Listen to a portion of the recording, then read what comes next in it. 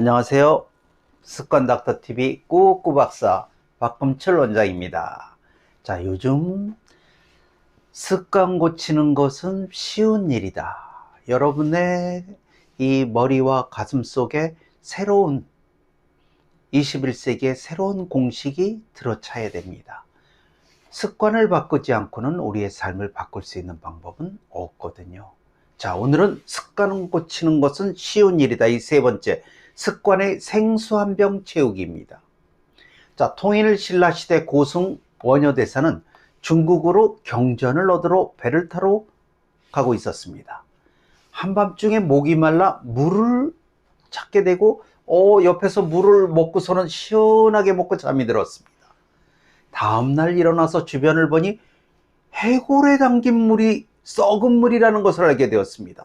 그러고는 구토가 나오기 시작하고 막 엎드려 구토를 하다 말고 원효대사는 모든 것은 마음먹기 달렸구나 라는 큰 깨달음을 얻게 했죠.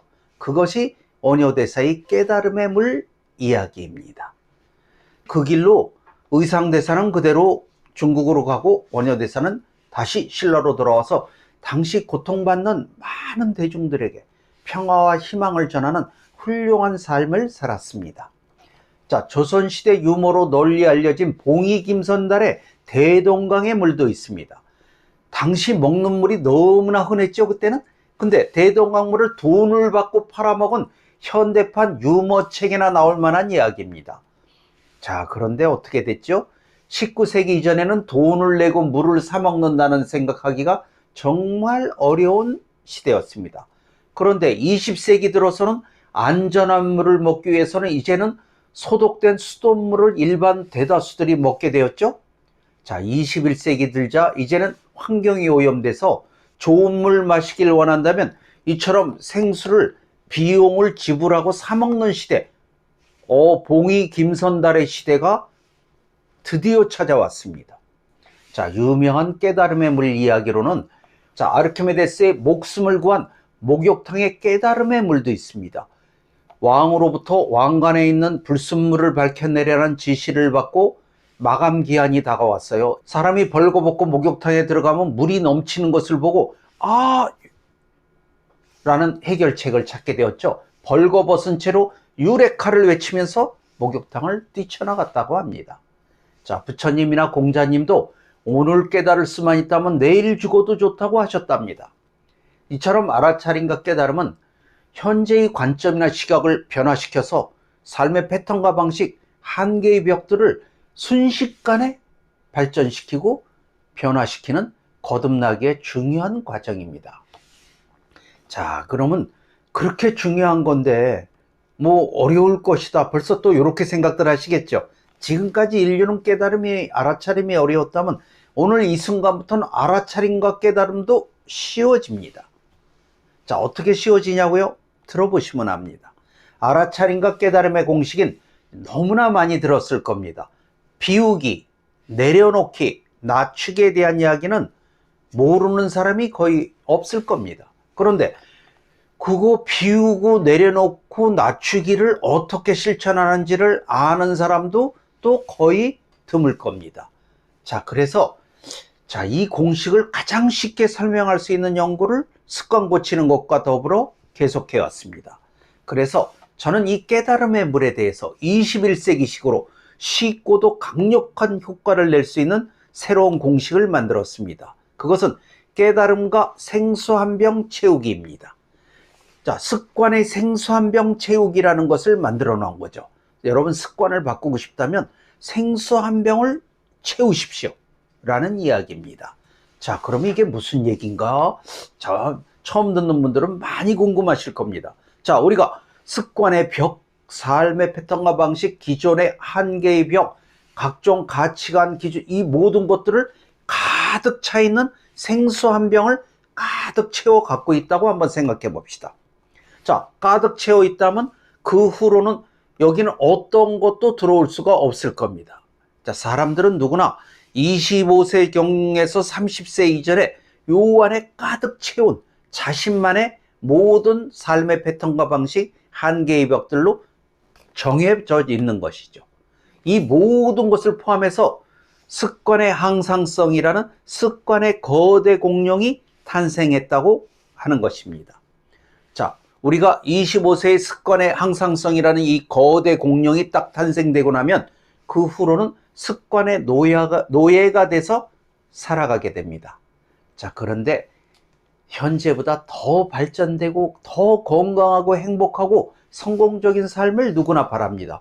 그럼 25세까지 완성된 것으로 그것이 가능할까요? 가능하다면 그대로 살으셔도 됩니다. 하지만 대다수의 95%는 아닐 겁니다. 우리가 새로운 꿈과 목표도 세우고 많은 시도를 합니다. 살다 보면 누구나 다 하고 있어요. 근데 거의 다 실패합니다. 그 이유가 뭘까요? 자, 첫 번째, 25세에서 30세 사이에 가득 차 있는 이 생수병을 먼저 비워야 합니다. 이것을 비워야 새로운 것이 들어갈 수가 있겠죠, 일단. 그래서 우리가 이 비우는 과정을 하지 않고 대다수의 사람들이 살아갑니다. 그래서 벤자민 프랭클린은 사람은 25세에 죽고 75세에 묘지에 묻힌다고 했습니다. 변화가 없다라는 것을 아주 강조한 이야기죠.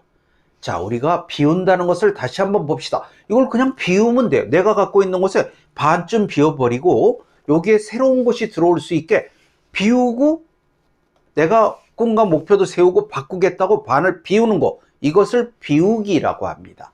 자, 여기까지는 많은 사람이 쉽게 할 수 있어요. 그리고 수도 없이 살아가면서 시도를 합니다. 근데 왜 그런데 꿈과 목표도 못 이루고 습관 바꾸기도 어렵고 안 되냐고요? 내려놓기가 안 되는 겁니다.